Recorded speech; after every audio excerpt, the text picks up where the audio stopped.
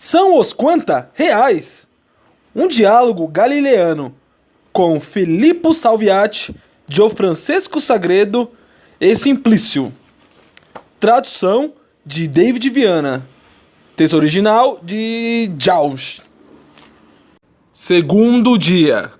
Parece-me que nossa discussão de ontem desviou-se muito da nossa conversação inicial, e antes que iniciemos nosso diálogo hoje, seria bom que tentássemos resumir os pontos essenciais de nossas conclusões. Você, Sagredo, frequentemente fez isto para nós. Que tal tentar outra vez? Será um prazer tentar fazer isso, mas espero que vocês sejam pacientes comigo, uma vez que, devo confessar, ontem deixei nossa reunião em um estado de considerável confusão. Minha mente ficou perturbada com todas aquelas referências ao irracional e acidental. Sempre acreditei que a natureza e os fenômenos naturais não são em essência inteligíveis, que há leis imutáveis as quais podemos descobrir pela observação e integrar em um sistema coerente, e que essas leis não deixam lugar para ambiguidade ou acaso. Contudo, descobrimos que há situações experimentais onde o acaso continua existindo, apesar de todo esforço em determinar ao máximo possível as condições. Você, Salviati, mencionou a experiência de polarização do fóton, mas consultando alguns livros, achei uma grande variedade de experiências similares e que dão resultados semelhantes. Nós exploramos a possibilidade de que talvez haja propriedades físicas adicionais representadas como parâmetros ocultos, que devem ser consideradas responsáveis pela variação dos resultados nesta e em outras experiências similares. Prosseguindo nessa linha de pensamento, chegamos à conclusão de que tal descrição seria possível, mas que seria difícil distingui-la de qualquer outra espécie de mágica que relacionasse ocorrências aleatórias aparentemente desconexas. Entretanto, Salviati, de um modo surpreendente para mim, você sugeriu que explorássemos esta ideia mais seriamente e examinássemos qual a possibilidade de existir uma tal abordagem para o problema. Parece não haver dúvida de que uma adequada teoria das variáveis ocultas para microsistemas seja capaz de explicar todos os fatos observados. Diversas pessoas deram exemplos de tais teorias, algumas delas um tanto intricadas e engenhosas. Mas não é preciso nos preocuparmos com um exame detalhado desses exemplos para nos convencermos de tal possibilidade. Talvez baste verificar que esta possibilidade é quase uma questão de definição, uma vez que podemos simplesmente postular o comportamento completamente determinístico de todo o sistema físico e, sempre que surgir um fenômeno cujo comportamento não estiver de acordo com este postulado, introduzimos uma variável oculta em sua descrição. O número de variáveis ocultas necessárias pode chegar a ser um tanto grande e elas podem ter propriedades muito singulares. Mas isto não afasta a possibilidade em princípio. Concorda com isso, Simplício? Sim, concordo. E na realidade temos vários exemplos de tais teorias. Qual dessas diferentes possibilidades é, em sua opinião, a correta? Não tenho nenhuma razão suficiente para preferir uma ou outra. Com isto, você quer dizer que todas elas são igualmente válidas? Pelo que eu vi a respeito dessas teorias, todas elas são capazes de reproduzir os resultados conhecidos da mecânica quântica. Por que então não continuar a trabalhar com mecânica quântica? Desde que estejamos interessados nos resultados conhecidos, as regras da mecânica quântica serão diferentes. Mas é possível que ainda haja efeitos que não foram medidos e que nos permitirão distinguir entre as diferentes teorias de variáveis ocultas e a mecânica quântica convencional. Você conhece algum desses efeitos? Pessoalmente não, mas para mim isso não é de importância decisiva, uma vez que o restabelecimento do comportamento determinístico da natureza torna essas teorias com variáveis ocultas muito mais satisfatórias para mim, qualquer que seja a forma que a teoria finalmente venha a tomar. Ouvi dizer que uma certa espécie de variáveis ocultas é realmente passível de testes experimentais. São as chamadas variáveis ocultas locais, que conduzem a predições em alguns casos discordantes da mecânica quântica habitual. Infelizmente, não sou versado nos detalhes dessa teoria, nem sei se tais experiências foram realizadas, mas você, Salviati, talvez possa nos explicar algo a respeito. Sim, Sagredo, você está certo. Há testes experimentais que podem ser aplicados a algumas teorias de variáveis ocultas. Alguns desses testes já foram realizados, e seus resultados foram negativos. É claro que isso significa apenas que essas particulares espécies de variáveis ocultas foram refutadas pela experiência. Não significa que não se possa criar outras teorias que tenham melhor desempenho.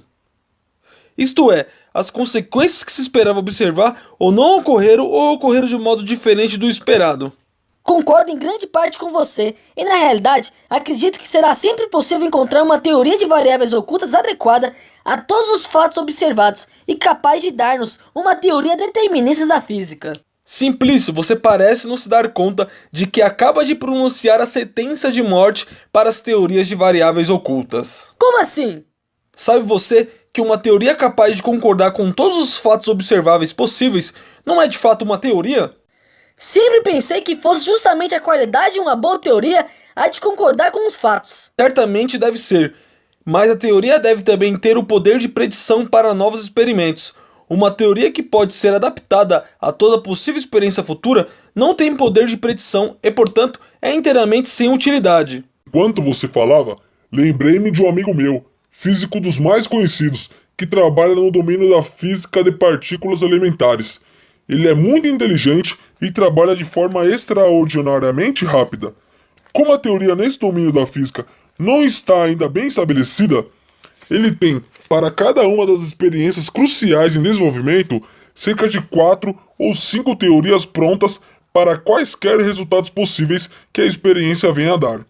Essas teorias, ele as mantém escondidas e trancadas nas gavetas de sua escrivaninha, até que os resultados da experiência sejam conhecidos. Quando o resultado é anunciado, ele pega a teoria correspondente e a publica imediatamente. Desta forma, ele é capaz de ser sempre o primeiro a publicar uma explicação conveniente, o que tenha o tornado muito famoso. Sem dúvida, esse é um modo muito inteligente de se fazer física teórica, e sua utilidade vem mais e mais sendo reconhecida pelas gerações mais novas. Conheço-te muito bem, Salviati, e posso dizer que você está sendo irônico, e que deplora tanto quanto eu esta proliferação de trabalhos teóricos. Se levada à sua conclusão lógica, ela conduziria a um pesadelo causado pela confusão de refugos teóricos produzidos. Você interpretou minhas palavras corretamente, Sagredo. A proliferação da qual você fala é, em minha opinião, o principal do fim de nossa civilização científica. Na verdade, não há motivo para acreditar que a ciência, que tem tido alguns períodos gloriosos de evolução alternados com grandes períodos de estagnação, deva continuar a evoluir à mesma taxa com que ela o fez desde que nos encontramos pela última vez, em 1638. Você se lembra quão otimistas estávamos nós naquela época, apesar do formidável obstáculo que representou a autoridade da igreja tentando restringir nossa liberdade. Mas foi essa mesma oposição que nos deu a nossa força invencível, e a vitória que obtivemos nos propiciou coragem para continuar. Hoje, dada a liberdade de fazer pesquisas, não há nada a restringir nossa produção científica, exceto sua qualidade. E com a qualidade baixando cada vez mais, sem nenhum padrão a seguir, estamos gradualmente submergindo num pântano de ininteligíveis jargões científicos.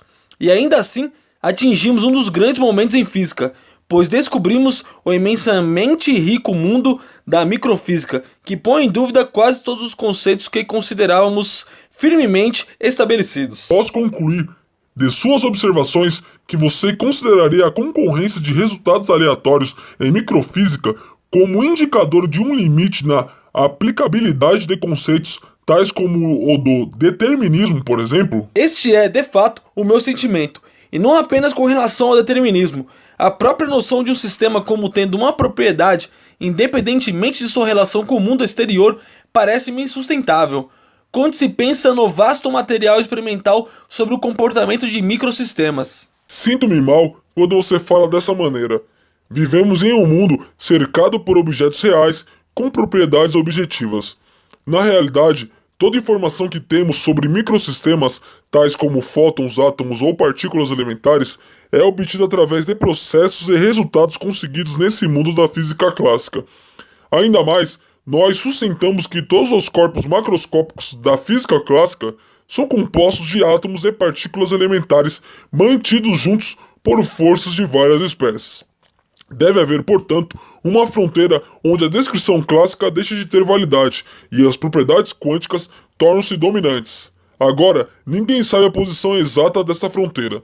A maioria das pessoas concordaria que o aparato experimental com a qual fazemos as experiências e os computadores com os quais analisamos os dados encontram-se no lado clássico e comportam-se, portanto, segundo as leis da física clássica.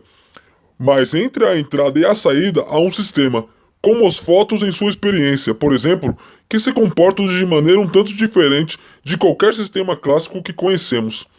Assim, pondo uma fronteira em algum lugar, tal que de um lado as coisas sejam clássicas e de outro quânticas, nós criamos problemas de fundamental importância e quase insolúveis. Em primeiro lugar, introduzimos na descrição da natureza uma dicotomia que destrói a unidade da ciência. Em segundo, não temos nenhuma noção precisa de onde esta fronteira deveria ser colocada. Em terceiro, mesmo se adotarmos alguma escolha prática para tal posição da fronteira, devemos admitir que teremos uma validade apenas aproximada para as leis físicas que descobrimos com o nosso equipamento experimental. Talvez elas sejam muito boas aproximações, mas serão sempre aproximações. Assim, a questão permanece válida. Como seriam as leis físicas exatas? E será que elas poderiam ainda ser formuladas com as noções que abstraímos do comportamento de coisas que vemos, escutamos e tocamos? Compartilho de seu sentimento de mal-estar e frequentemente tenho me feito a mesma pergunta. Onde está a fronteira entre a física clássica e a física quântica? Até agora não encontrei uma resposta completamente satisfatória. Suspeito que o problema seja um pseudo-problema e que talvez não deva haver fronteira. Eu estou convencido de que este corte de mundo em duas fatias, uma clássica e uma quântica, não faz sentido e concordo com você plenamente em que não deve haver fronteira. Como de hábito, nossa concordância é apenas aparente, meu caro Simplício. Uma vez que você quer eliminar a fronteira deslocando-a para a direita, no meu quadro, em que eu tenho a microfísica quântica à direita e a microfísica clássica à esquerda, e entre elas há um limite, de modo que o mundo se torne totalmente clássico. Isto você pode conseguir apenas se introduzir variáveis ocultas na descrição de microeventos, um procedimento que achamos questionável por não apresentar um poder de predição. Eu, por outro lado, estou inclinado a outra alternativa, isto é, deslocar a fronteira para a esquerda, de modo que toda a física se torne essencialmente quântica, ao menos em princípio. Esta é, de fato, uma proposta desesperada. A mim parece querer questionar uma gloriosa tradição da física clássica com o fim de salvar sua particular interpretação dos eventos que observamos em microfísica. Ela é contrária a todo senso comum e às experiências diárias de nossos sentidos. Espero, meu caro Simplício, que não se importe se eu lembrar-lhe que você usou palavras quase idênticas quando discutimos o sistema heliocêntrico cerca de 340 anos atrás. A história mostrou que você estava errado e talvez de uma forma mais sutil do que aquele tempo compreenderamos. Assim, antes de tirarmos conclusões apressadas, vamos examinar as dificuldades que minha proposição terá de enfrentar, a fim de verificarmos se elas são na realidade insuperáveis. Creio que são insuperáveis. Seria bondoso de sua parte, Simplício, se nos permitisse conhecer o segredo que lhe dá tal segurança quanto a forma última da realidade física. Você sempre procura colocar minhas convicções em dúvida, como se não fosse de seu conhecimento as razões por que as tenho, mas estou bem atento às suas ciladas dialéticas. Desta vez, você está contra uma formidável oponente. Não disse um dos mais famosos físicos do século XX que a física é a ciência que trata da realidade física e não de nossos pensamentos ou mesmo de nossas impressões sensoriais? A noção de realidade física é uma categoria ou esquema de pensamento de que necessitamos para tornar a totalidade do conteúdo da consciência inteligível.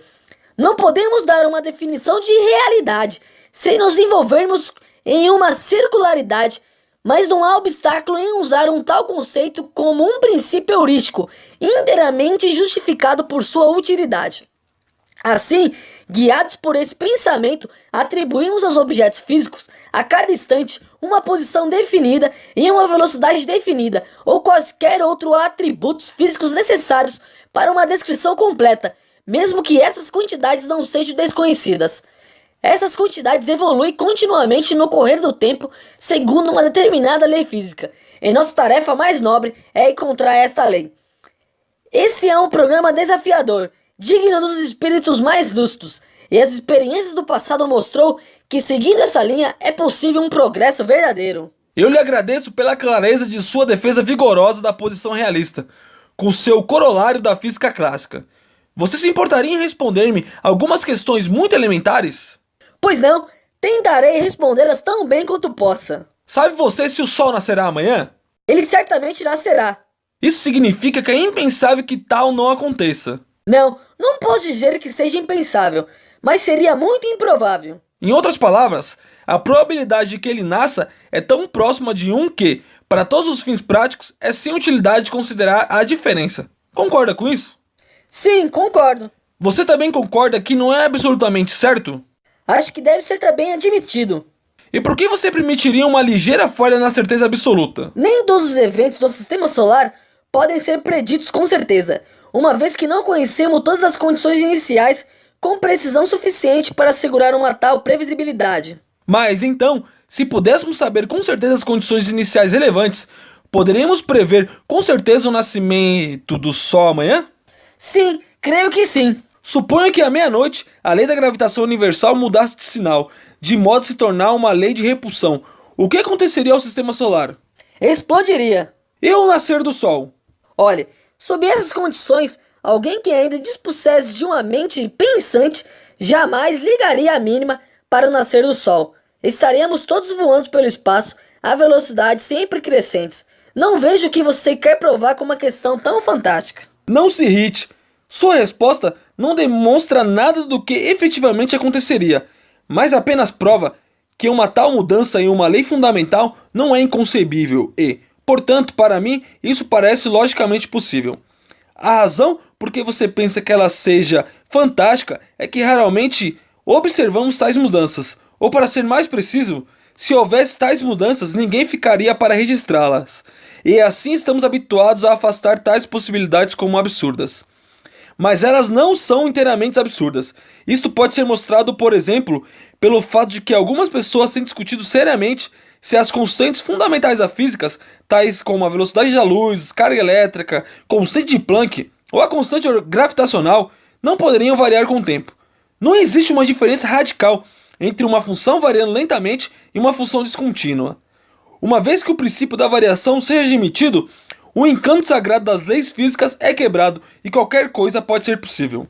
A mim, essas especulações parecem inúteis e nada de bom pode advir delas. Você esquece, Simplício, que estamos examinando sua tese de que as leis físicas devem ser deterministas e chegamos à conclusão de que tal afirmativa só pode ser decidida, em última instância, por um apelo à experiência e não por um apelo à razão.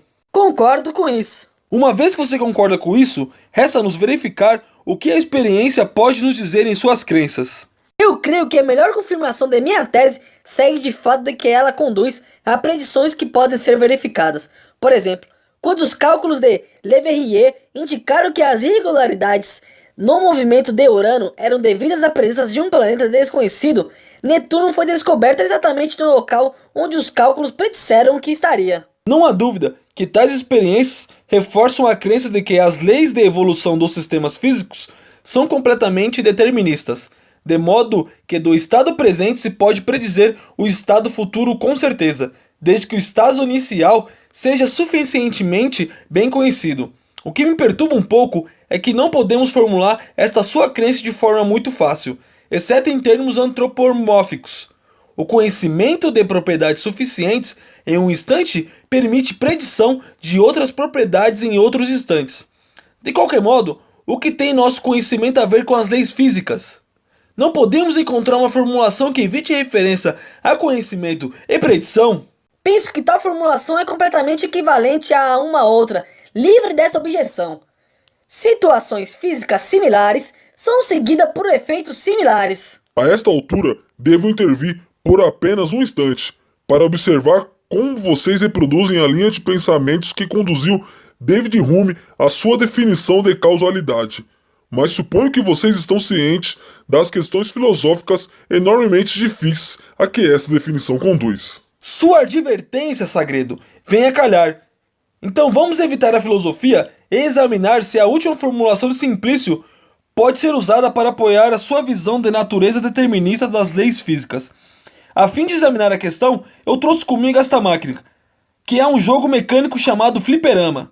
Creio que todos vocês já brincaram com máquinas semelhantes, de modo que minhas demonstrações certamente não lhe surpreenderão. Normalmente, o jogo consiste em se tentar pôr em funcionamento todas as espécies de molas e alavancas existentes na máquina, de forma a manter a bola rolando tanto tempo quanto possível. Para demonstrar o que pretendo, omitirei o jogador e colocarei a máquina em funcionamento com este mecanismo, construído de modo a reproduzir, tanto quanto possível, as mesmas condições iniciais. Aqui vamos nós. Eu dou a partida e o contador automático indica os pontos obtidos. Para a nossa primeira jogada conseguimos 17.300. Continuemos a jogar e marquemos os pontos conseguidos. 13.000, 7.200, 14.000, 2.500, 19.700, 16.500. E assim por diante. Como vocês podem notar, obtemos para cada vez que jogamos um número de pontos diferentes, e na realidade parece que os valores apresentam uma flutuação em torno de um valor médio. Como pode esse resultado ser posto em concordância com a sua lei de causalidade, Simplício? Você sabe perfeitamente que as condições iniciais em cada uma das vezes não são exatamente as mesmas. Assim, não é surpreendente que os resultados não sejam os mesmos. Nada do que acontece no mundo em um dado instante é exatamente o mesmo que acontece em outro instante. Isto é certo. Mas não deveríamos dizer que as condições são aproximadamente as mesmas? Penso que sim. E os efeitos não são normalmente diferentes? Inegavelmente. Então a lei de causalidade, como você anunciou há pouco, não é válida para esse caso? Parece que somos quase forçados a esta conclusão. Agora, você concorda que estamos no domínio da mecânica clássica e que não é o caso das propriedades quânticas entrarem na descrição? Sim, certamente. Assim, temos evidências que mesmo no domínio clássico, a causalidade estrita ou determinismo não pode ser provada em todas as circunstâncias? Penso que devemos admitir isso. Devo lembrar-lhe que há apenas alguns minutos você fez uma declaração de fé afirmando essencialmente a mesma tese que agora reconhecemos não ser nem logicamente necessária, nem empiricamente estabelecida. Sei, mas devo dizer-lhe que você escolheu o pior exemplo possível.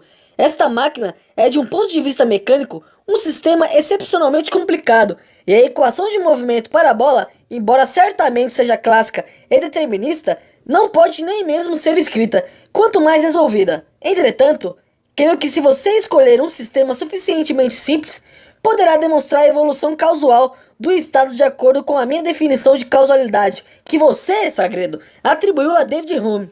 Creio que você está enganado, Simplício.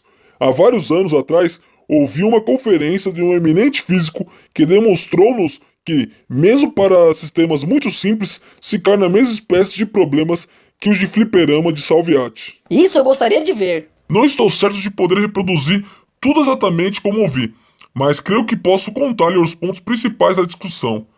Consideremos como nosso sistema uma simples roda montada sem atrito, de modo que possa girar livremente em torno de um eixo que passa por seu centro. Se colocarmos a roda em movimento, dando-lhe um giro inicial, ela manter-se-á em movimento indefinidamente. O estado da roda em qualquer instante é dado por sua posição e velocidade de rotação. As posições podem ser deterministas, escolhendo-se uma direção qualquer no plano da roda e dando o ângulo φ, formando por essa direção e uma direção fixada no espaço. Como a roda se move, por hipótese, sem atrito, sua velocidade de rotação ômega será sempre a mesma, mas sua posição φ em função de tempo mudará constantemente de acordo com uma lei que podemos escrever como φ em função do tempo será igual a o produto de ômega pelo tempo mais φ inicial. Na realidade, esta equação é um pouco confusa, uma vez que a posição da roda é completamente determinada se conhecemos o ângulo φ no intervalo entre φ maior ou igual a zero e menor que 2π. O ângulo φ será reduzido a este intervalo, subtraindo-lhe tantos múltiplos de 2π quanto necessário. Os matemáticos diriam que consideramos o ângulo φ apenas módulo de 2π. Suponha agora que façamos uma pequena mudança na velocidade inicial, isto é, na constante ômega. Digamos que a mudamos do valor ômega para um valor ligeiramente diferente, ômega', que vai ser igual a ômega mais a variação de ômega, ou delta ômega. O ângulo φ em função do tempo, então mudará para um ângulo ligeiramente diferente. Φ' em função do tempo será igual a ômega' em função do tempo, mais φ inicial. E podemos calcular a diferença entre este novo ângulo e o anterior. Calculando a diferença entre as duas equações, obtemos φ' em função do tempo menos φ em função do tempo é igual a variação do ômega pelo tempo. Agora, não importando o quão pequeno delta ômega possa ser, podemos escolher sempre o tempo suficientemente grande, o que significa que podemos esperar no tempo suficientemente longo, de forma a obter para essa diferença qualquer valor que queiramos. Daí para tempos de ordem t equivalente a 2π sobre delta ômega ou superiores, a posição da roda é completamente indeterminada. Dito de outra maneira, não importando qual pequena seja a incerteza que escolhemos para a velocidade inicial, se esperarmos suficientemente, a posição da roda será sempre completamente indeterminada. Assim, mesmo neste exemplo simples, a causalidade estrita como você a formulou, Simplício, não parece ser aplicável. Isso me faz imaginar se haverá algum exemplo que ela seja aplicável. Seu exemplo, Sagredo, de um sistema excepcionalmente simples, mas dinamicamente instável, é sem dúvida uma contribuição muito valiosa para a nossa discussão, e eu lhe agradeço profundamente por trazê-lo à nossa atenção. Ele ilustra talvez melhor do que qualquer coisa que eu pudesse ter dito quão essencial e fundamental é esta questão em mecânica clássica. Vejo que nosso amigo Simplício está em apuros para encontrar uma saída dessa dificuldade. Interpreto corretamente seus sentimentos, Simplício? Você tem alguma resposta para isso, ou está pronto a admitir que sua fé no caráter determinista das evoluções clássicas não pode ser estabelecida sobre bases empíricas? Concordo que seus exemplos mostram que a crença no determinismo não pode ser estabelecida com certeza absoluta, mas ainda mantenho o ponto de vista de que há evidências que tal crença faz sentido como um caso limite. Não fez você mesmo frequentemente referência às palavras do acadêmico que inspirou nossa discussão anterior, advertindo-nos de que deveríamos ser capazes de olhar além dos fenômenos e não nos apegarmos aos efeitos não essenciais que nada têm a ver com a questão em discussão? Eu estava pensando especialmente no caso da queda livre de objetos pesados, em que nós, aristotelianos, pusemos objeções à teoria do acadêmico, já que ele sempre quis excluir a resistência do ar enquanto nós a considerávamos essencial ao problema. Desde então, progredi bastante, aprendi muito bem a sua lição, e penso que ela é aplicável novamente a este ponto da discussão. Como você é teimoso, Simplício! Não posso deixar de admirá-lo até certo ponto. Suas objeções são um desafio a que pensamos mais profundamente sobre os fundamentos da física. E assim creio que todos nós lhes devemos ser gratos. Assim, continuamos com um belo exemplo de Sagredo envolvendo a roda. E deixe-me fazer algumas perguntas a respeito desse exemplo. Suponho que a velocidade angular inicial é incerta por um valor de delta ômega. Quanto tempo teria você que esperar para que esta incerteza se fizesse sentir na posição da roda? A mim, me parece que teríamos de observar durante o tempo necessário para fazer a incerteza na posição facilmente mensurável, por exemplo, da ordem de 2π. Quanto tempo demoraria isto? Segundo a fórmula de Sagredo, esperaremos que fosse da ordem de 2π sobre delta ômega. E para um tempo muito mais curto do que esse, você não poderia dizer nada acerca da incerteza? Certamente que não. Isso significa que, nesse caso, a incerteza na velocidade inicial pode ser muito maior que delta ômega e você não pode detectá-la por uma observação da posição? Sim. Não podemos dizer isso também de outra maneira?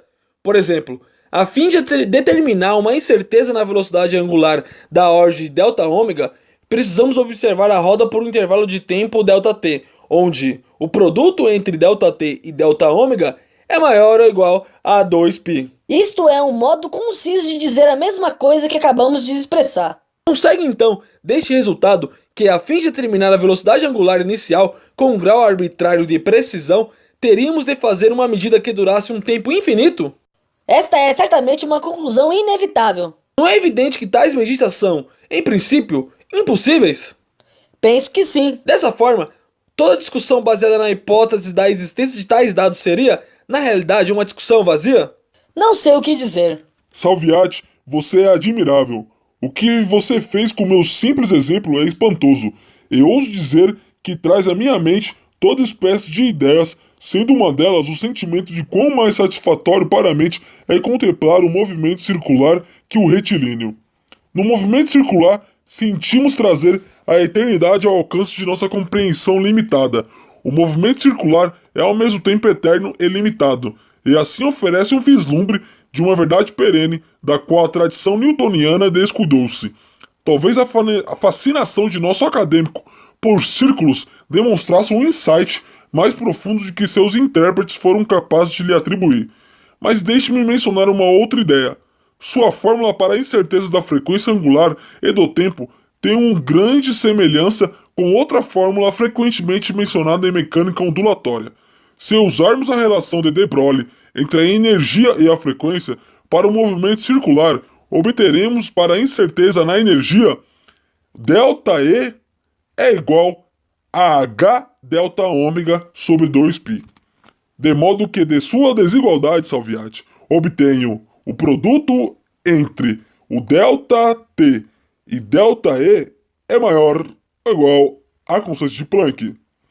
Esta é uma das desigualdades de Heisenberg e tem sido muito discutida com relação aos fundamentos da mecânica quântica. Não sei realmente como interpretar essa desigualdade, mas estou fascinado pela íntima afinidade entre as duas desigualdades. A sua, Salviati, parece ser válida no domínio clássico e a passagem ao domínio quântico requer nada mais que a relação de de Broglie. Na verdade, Sagredo, sinto-me satisfeito com sua observação, porque um dos motivos que me levou a discutir esse exemplo com Simplício foi tornar mais claro do que usualmente é feito a íntima afinidade da situação epistemológica nos domínios quânticos e clássico. Deixe-me ilustrar isto com outro exemplo. Uma vez que tenhamos já admitido a impossibilidade fundamental de atribuir valores precisos às quantidades mecânicas de qualquer sistema clássico, estaremos melhor preparados para acertar outra descrição do estado de um sistema físico que pareça estar em melhor acordo com aquele fato fundamental. Em lugar de dar o estado da posição e do movimento de nossa roda no instante tempo igual a zero, por uma posição exata de φ0 igual a φ em função de zero e uma velocidade angular ω0 e ω, podemos dar uma descrição mais geral em forma de distribuições de probabilidades. Digamos mais geral em forma de distribuição de probabilidades. Digamos ρ1 em função de φ e ρ2 em função de ω, onde ρ1 em função de φ dφ é igual à probabilidade de que o ângulo tenha valor φ no intervalo dφ, e ρ2 em função de ω dω é igual à probabilidade de que a velocidade angular tenha valor ω no intervalo dω. Segue essa definição que ρ1 e ρ2 são duas funções positivas que satisfazem as condições de normalização.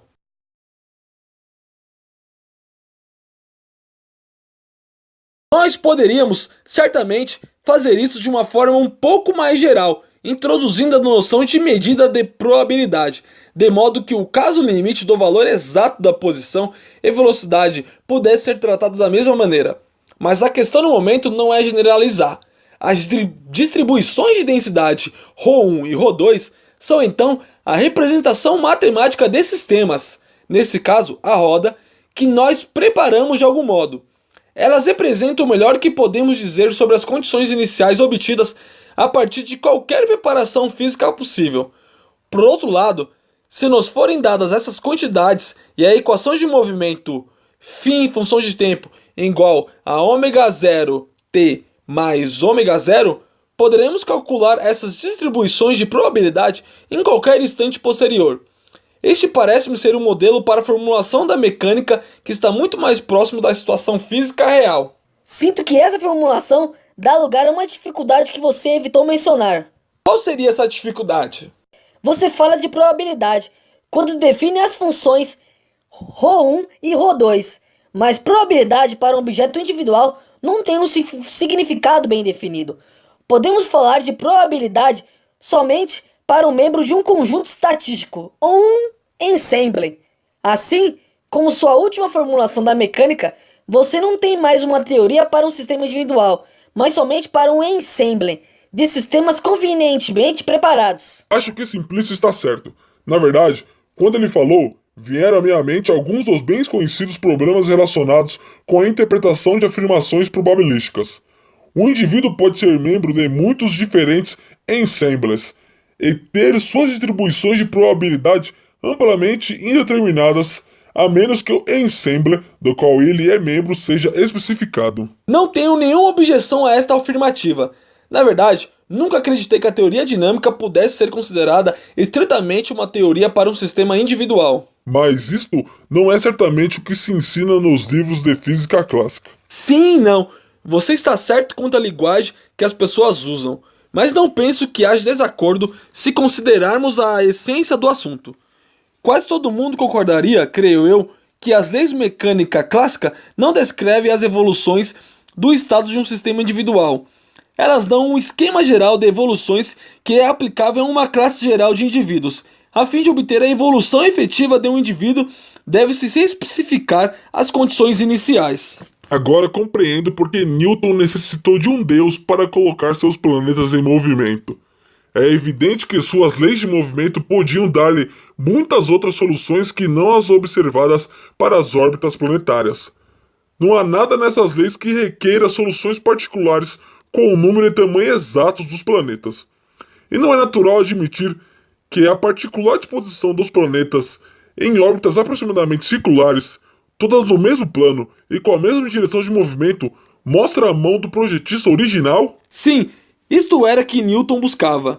E eu creio que ele estava ciente de que todo evento real é alguma coisa única, que, stricto sensu, nunca acontece outra vez. Alguns de seus seguidores podem talvez ter esquecido este ponto importante. A verdadeira essência de uma lei física é que ela se refere a situações físicas reprodutíveis, e portanto, estritamente falando, nunca um evento único, ou antes, há eventos individuais apenas na medida em que eles são membros de um ensemble de eventos similares. Não quero prolongar este encontro por mais tempo, uma vez que estamos cansados e necessitamos de um repouso. Mas permitam-me dizer que agora compreendo pela primeira vez por que a unicidade do indivíduo é incompatível com as afirmações científicas que queríamos fazer a seu respeito. Não vemos aqui outro exemplo do princípio de complementariedade, que exclui a aplicabilidade simultânea de certos conceitos aos objetos reais de nosso mundo? Será que, em lugar de ficarmos frustrados com essa limitação de nosso poder conceitual sobre a realidade, não deveríamos ver nessa unificação dos opostos o mais profundo e satisfatório resultado do processo dialético em nosso esforço para compreender? Mas, meus amigos, não quero culpá-los por mais tempo. Divirtam-se bem e desfrutem das vistas e alegrias de nossa agradável cidade. Até nos encontrarmos novamente amanhã, à hora marcada. Fim do segundo dia.